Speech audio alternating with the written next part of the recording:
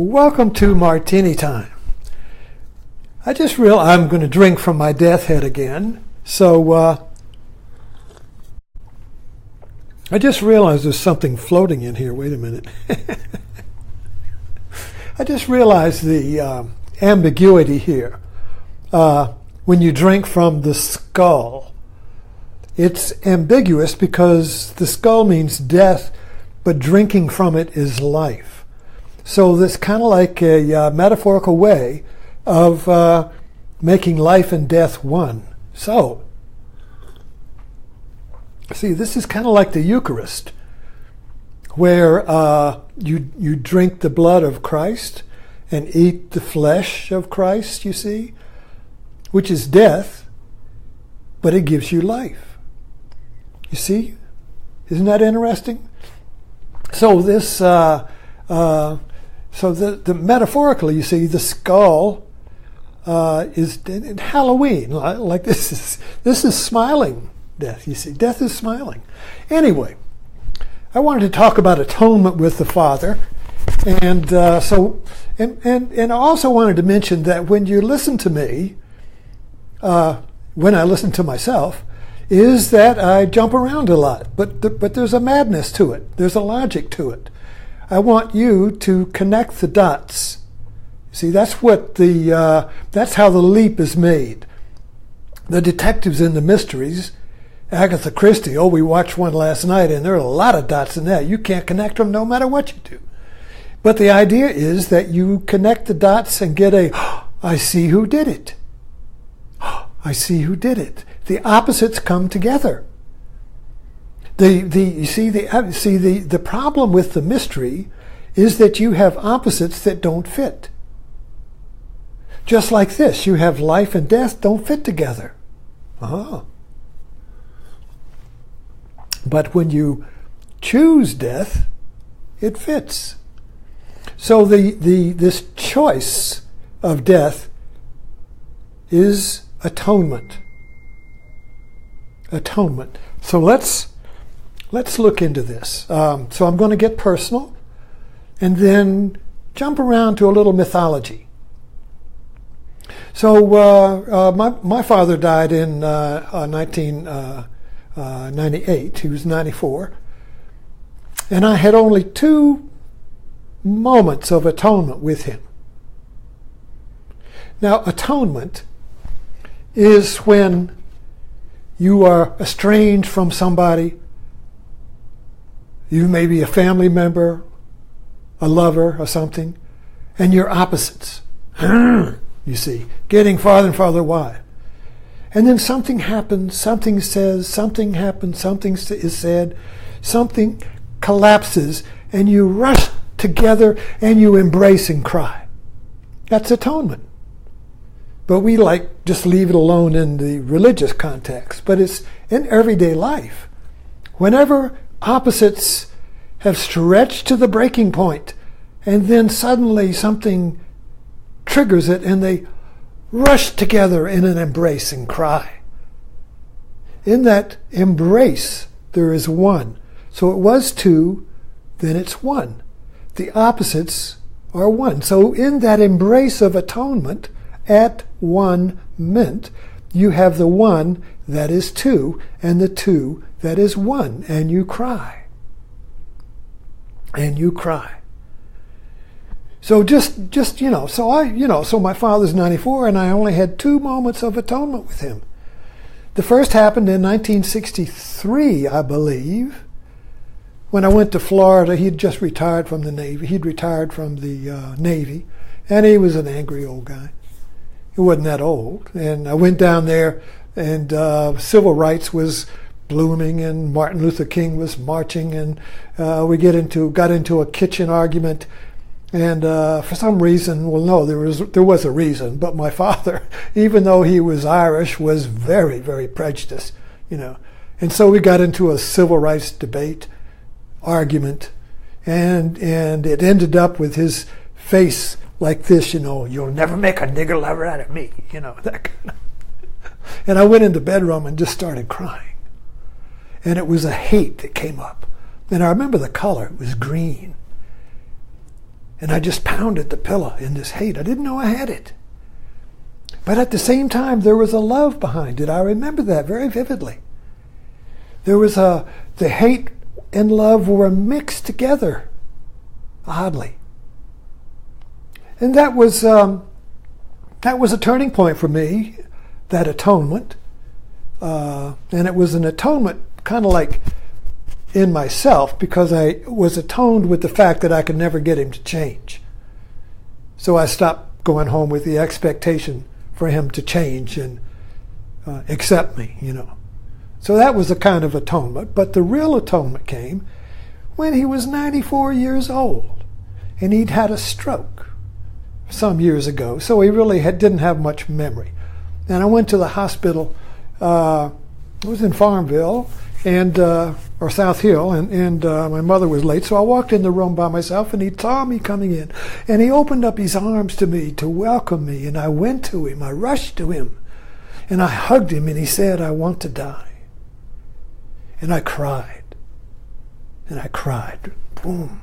The separation was so distant, and I'd given up, and suddenly, at the end of his life, he opened his arms and welcomed me. And then a couple of weeks later, he died. Very peacefully, my mother and I standing by his bed. And he sneezed and let it go. You see. But anyway, so I'm bringing that up because this atonement is the coming together when the opposites are far apart. And it always happens spontaneously. You can't make it happen. You can't make atonement happen. It's a grace. It's a gift, And so I was just watching a mystery on Acorn TV. We watch these British mysteries, and this was Gentry. And this one was about atonement, where the detective his father was always disapproving, and the detective had accidentally killed somebody. And so he was alone at the end of the day, and they had a drink, and the detective was there, and his father came in. And the son looked at the father, who had always disapproved of him and always criticized him and says, "You're no good, always jerking his chain. And the son looked at him and said, "How was your day?" And he said, I killed somebody, Dad." And he started to cry. And the father came over, and they embraced, and they cried, and had atonement. So something died there, And last night I had a dream. And a lot of us have surrogate parents. When we have unfinished business with our real parents, we'll create surrogate parents. We'll create archetypal parents that complete the atonement that hasn't been finished with our biological parents. Mother or father, doesn't make any difference. If they're incomplete, if they're unfinished, if there's the rest of the story that wasn't completed, either they can't do it or they died, we're going to create a surrogate to come in so we can complete that story. So last night I had a dream, and I've got a couple of surrogate fathers in my life, and so this surrogate father appeared, and I know it was a father figure because I was smaller. And he was just so gentle with me and just so loving and just hugged me, and I cried. You see? And so I thought that was interesting, that here I saw this British mystery, which was reenacting the same thing that I was reenacting in my dream, because we have atonements in our dream too, where archetypal figures appear to address that which we feel is incomplete. But then we can jump to mythology and the atonement in theology. Atonement, and I work with this all the time, it's the logic of ambiguity. It is the fact that reality is like a yin-yang. It's always going to be duality, opposites that are in conflict. Because they're in conflict, because you have to choose one, but you can't choose one because I thought my thing was here. Wait a minute, let me see.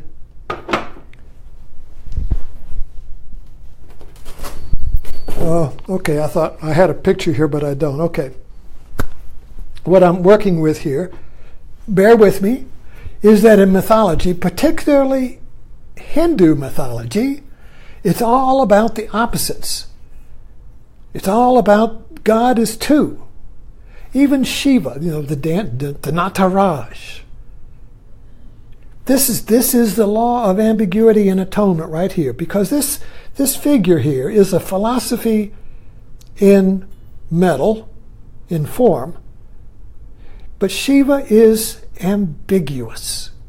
He is got a male earring on one ear and a female on the other, and he is the god of creation, life, and destruction. And so destruction, you see, here's destruction. So we think of death as being one and life being two. That's not ambiguous. That's clear and distinct in our culture. Life is life, death is death. They're not two. Or they're not one, they're two. And you got to keep them separate, you see. Our whole culture is based on keeping these two separate. Death, no, don't want that. Life, yes. Positive, yes. Negative, no. We can't. I keep reaching for my stuff here and I can't find. Even this battery. Positive, negative. Well, in the battery, they work together. They are one, positive and negative. If you take them apart, they don't work. Positive and negative creates atonement. Put them together, hold them together, and you create this one that is two. But you have to hold them together. So the idea here is if you can hold life and death together, you create life. You create a one that is whole. Because life is whole. Life is one. But we keep experiencing it as two. Even in our biology, even in our gender, this truth is worked out. The male penis is one. The breasts are two. Phenomenal world is two. The transcendent spiritual principle is one. So you got the one that is two. And we keep bringing them together, of course. But in form, you see, we can't create one out of two because they are mutually different, but mutually dependent. So getting back to Shiva, if I may. So he's life. The Hindu gods are all ambiguous in that they are both creative and destructive. They are one but two. So Shiva is creative and destructive. This is a dance of the cosmic time, and he's got a drum in one hand and fire in the other. This is time, death, fire of destruction. You have a vision of this God and you're going to get blown out. In the Bhagavad Gita, when Arjuna has a vision of Krishna, he can't stand it. Bring me back to become your personality. I can't stand this cosmic vision of life and death all at once, you see. We can't handle it, you see. We have to go back to our little world of logical separation where you're you and I'm me and everything is okay. So this coming together is a death of the ego, because the ego sees everything as me and you. That's two. But in the moment of atonement, when your father or your mother or your lover or your friend or whoever it is you hug and cry in the arms of, there is no ego there. There is no separation. The two is one, you see? So this thing is, the problem is these philosophies and this metaphysics and this psychology is all, and I have language, you see, but we don't connect it up with our everyday life. Our everyday dreams and our everyday experiences, where in our little mundane small town or whatever we live, you see, we don't connect these big principles up, these big forces up in our life, you see. So we feel like very small. We feel very mundane and insignificant and worthless, you see. while in truth we are acting out the cosmic forces in ourselves. We are the cosmos. We are the forces of the universe in us. The creativity in us is the creativity that created us. It's the same creativity. We think we're isolated and separate, looking at the world as if we're trapped in it as an alien, you see. But that's just an assumption. That's just a logical view of the world as separate. So we have to understand that our culture is a logical, rational culture where everything is what it is. This is this, this is this. This can't be this at the same time, unless there's atonement. The moment of atonement, when the many or the two become one. That's why we love sex. In sex, the two become one, at least for a moment. You build up the tension, you say, whoa, whoa, whoa, whoa, boom, we're one. Then, oh, boy, that was great. So the one is what we call an orgasm or ecstasy or rapture. Rapture. Religion uses that a lot, but they put it off in the future. They put it off in the future. You see? So nobody thinks it's here, right? So, anyway. So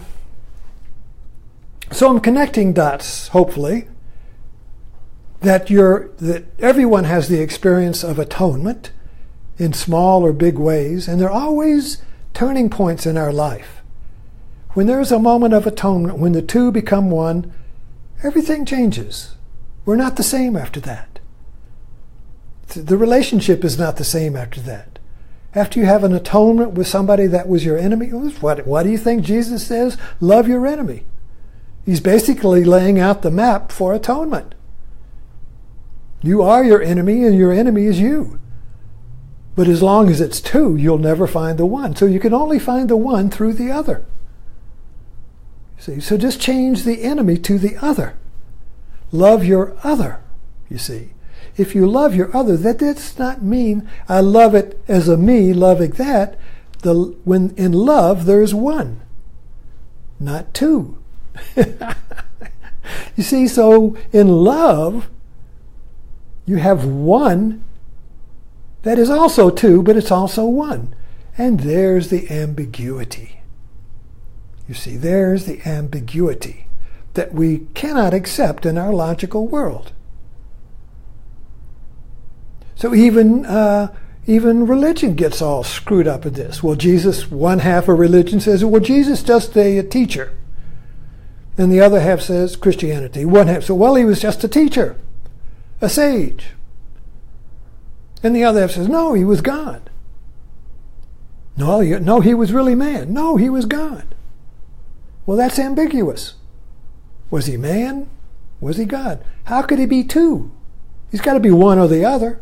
He's either got to be, the logic says, he's either got to be a man who was a great teacher, like a Buddha maybe, or a guru or something, or he's God. Now if he's God, he's the one without a second. So if he's God, he can't be man. But then if he's man, we have no connection with him. So we're all screwed up here. How can he be God-man? See, if he's man, then we can do what he does because we're man. We're one with him. He's the Son of Man. He's us. But then if he's God, well, we can't do that. We can't do what he did because he's God.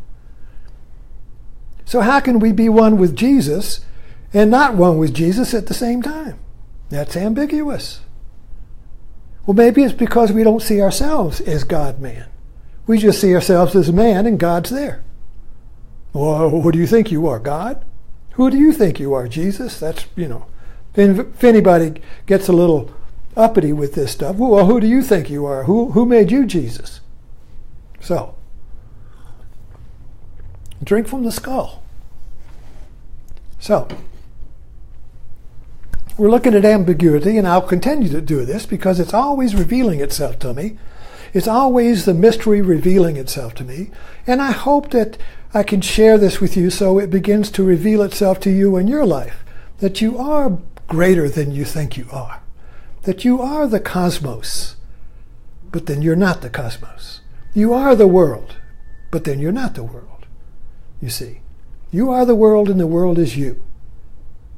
That's ambiguous. The world includes all things, and you're one thing. You're both. So, thanks for dropping in.